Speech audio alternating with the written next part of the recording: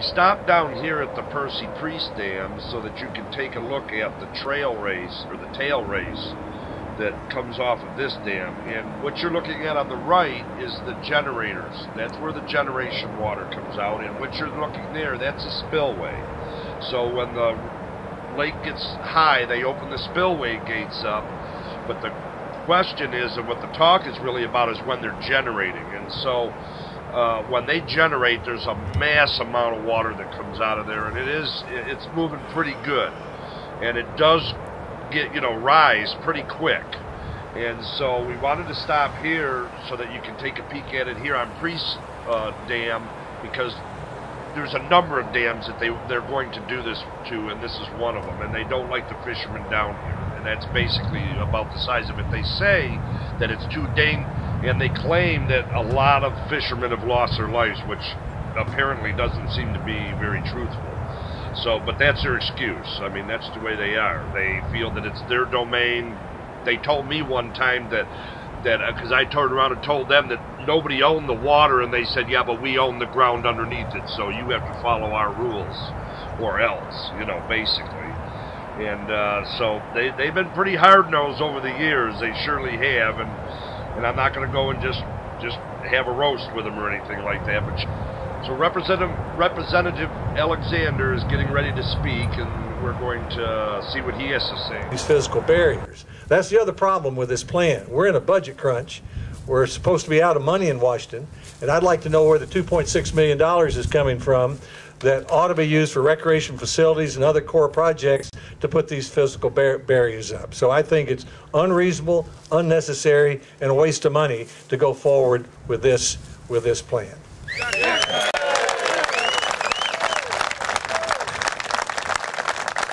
Now, the better way to resolve this would be for TWRA and others in the area to work with the Corps, and the Corps people are good people. They say they're just following a policy they've had, but there are 17 or 18 former colonels, people who've commanded the area, who've allowed this fishing before, and there ought to be a way to come up with a compromise that permits it. So I'm here today to say that if the Corps says it requires legislation, well, I've got legislation, and I'm going to try to pass it if that's what it takes.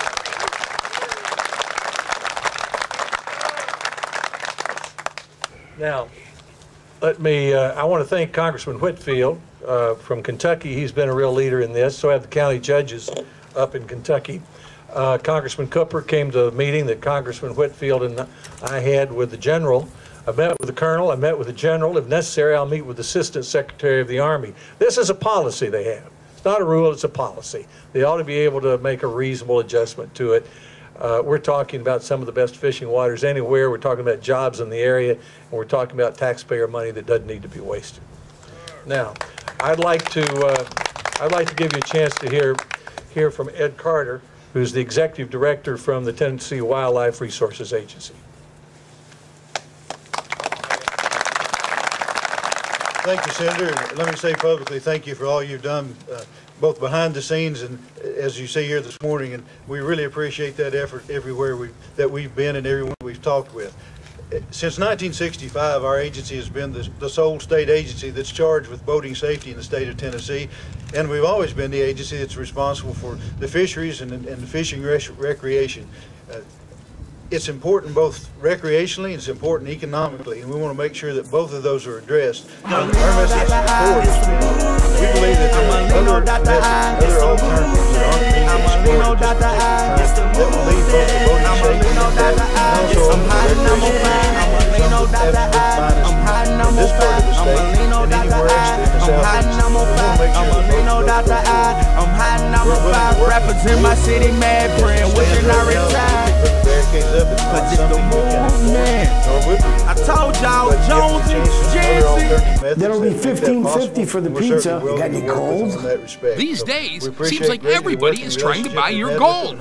Hey, lady, I'll give you 20 bucks for those earrings. But not everyone will pay you top dollar. At Lebanon Jewelry at Coin Exchange, 612 South Cumberland. We're always buying gold, $29.75 South Rutherford Boulevard in Murfreesboro. We have been buying jewelry, coins, sterling silver, even broken jewelry for over 20 years. We will weigh your items right in front of you and pay you top dollar in cash. So bring your gold to one of these two locations. Why take your chances anywhere else? years ago, our Supreme Are you Court having a ruled hard time seeing, fish and wildlife climbing in this stairs, country keeping are up with owned your by children the or people of this grandchildren? country. How's your memory?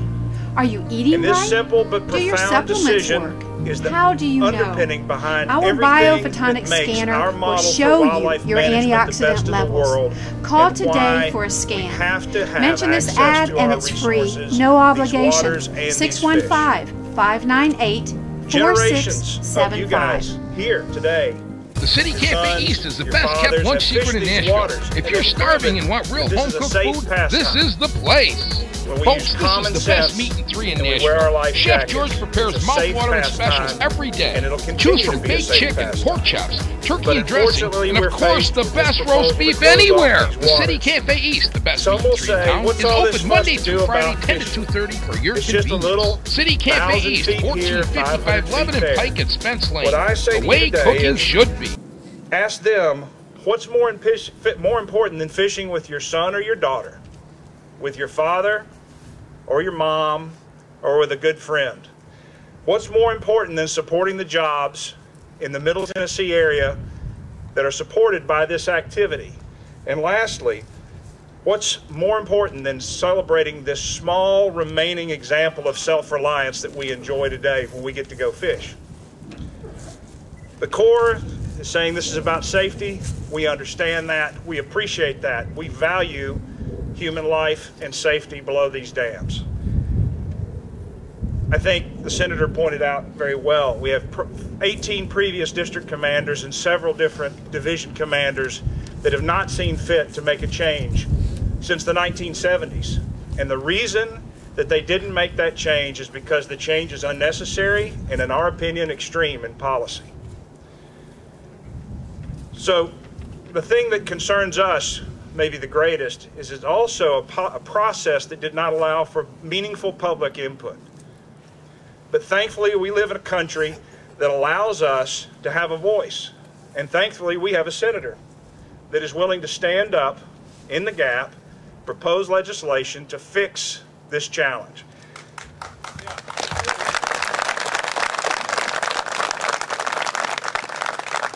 And as we close, let me reemphasize one point. I think it's very important that we do our part as anglers, that we practice common sense when we're below the dams, and that we all wear the life jackets that we're supposed to wear and follow the law as it's written. Because what we have shown, the statistics are on our side, ladies and gentlemen. When we wear our life jackets and we implement common sense approaches, it's safe. And so roughly 1 million Tennesseans fish in this state every year. And I would ask, now it's our time as outdoorsmen and citizens to stand behind the senator and support his efforts to make sure that we keep these waters open. Thank you. Thank you, Ed, Mike. I'm glad to be here today. I'm glad to stand up for the people of Tennessee and for the 1 million who have fishing licenses in Tennessee. This is an important right. And I think the Corps says, well, we need legislation. Well, I've got legislation. We'll try to pass legislation, but a better result would be to listen to what the Wildlife Resources Agency says. They're saying, look, we believe in safety. We'll help you enforce the safety laws. Safety practices that will come to some reasonable solution. And I think it is reasonable. I'll conclude with this. This is a lot like the railroad crossing. If the water's only coming through the dam 20% of the time, that means 80% of the time it ought to be safe. It ought to be safe for fishing. And you don't keep the railroad gate down over the railroad crossing 100% of the time. You keep it down when the train's coming down the track. We can have the warning signs. We can police the area. We can close the parking lots during the time when the water's coming through the dams and still leave the tailwaters open for fishing 80% of the time. And the state agencies, both in Tennessee and Kentucky, have said to the Corps of Engineers, we'll work with you to try to encourage boating safety and to help you enforce those rules. That's a reasonable proposal, and I'm going to continue to encourage the Corps of Engineers to do that. I've asked for an appointment. I met with the colonel. I've met with the general. Now I've asked for an appointment with the Assistant Secretary of the Army. And if that doesn't work, then the legislation I'll do my best to see that we pass legislation and we get a delay in this until we get a result. Thank you for coming this morning. Thanks to Ed and Mike.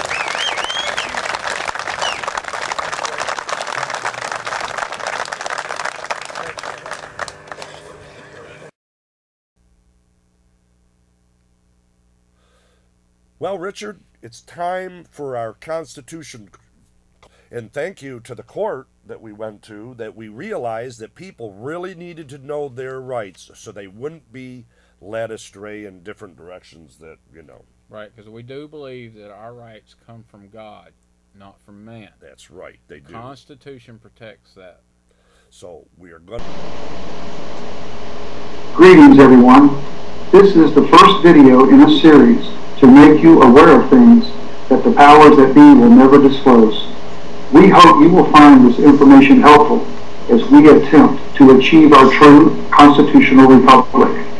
We also welcome any and all public employees, officers, and elected officials to this program in hopes they too will learn and understand the importance of the information as presented herein. This information is not to be construed as legal advice, but to be used as a guide to supplement your own research. This first video is only an overview of future topics. In 1867, 2 years after Civil War, the U.S. military, through a military coup, took over all state governors' offices. They continued to infiltrate all cities and counties. The proof can be seen today. At every county courthouse, an American flag is displayed outside. Yet go inside any courthouse office or courtroom and you will see a gold-fringed flag displayed. A gold-fringed flag is a military flag, and anywhere it is displayed, the military is present.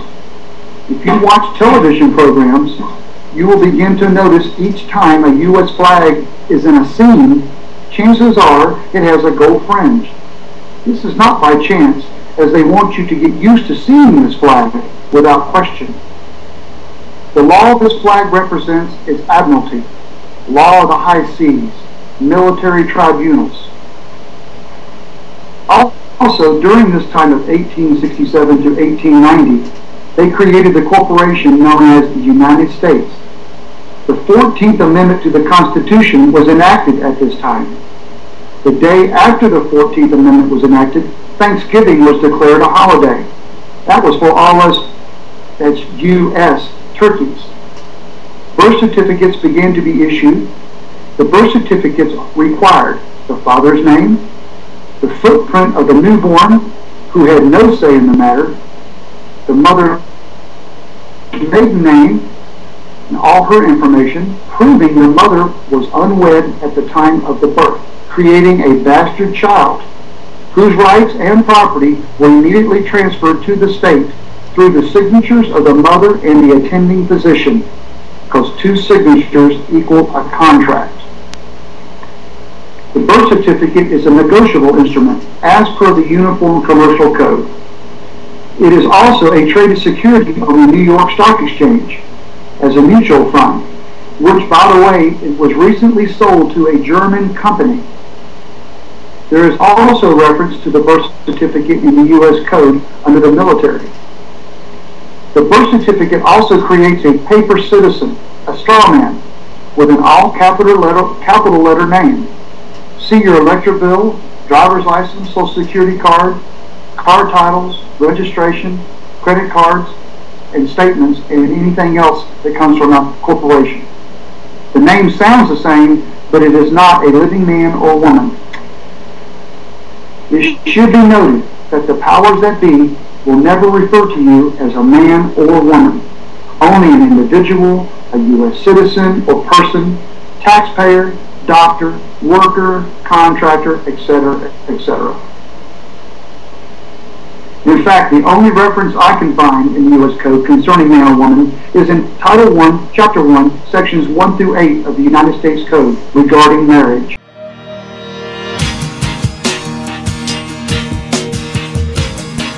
That'll be $15.50 for the pizza. You got any gold?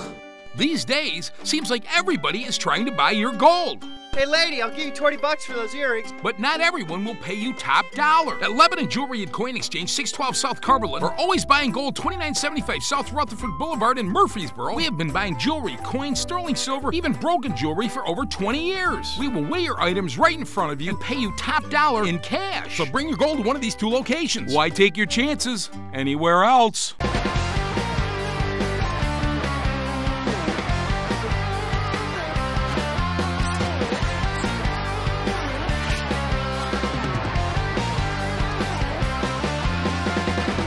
Let's face it, the economy is terrible. Here's a chance to make an extra $1,400 a month. Who couldn't use that?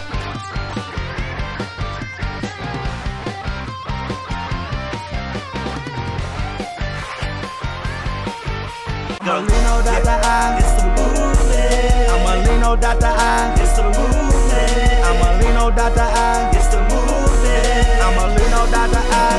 I'm hiding, I'm on fire. Amalino Dr. I. I'm hiding, I'm on fire. Amalino Dr. I. I'm hiding, I'm on fire. Amalino Dr. I.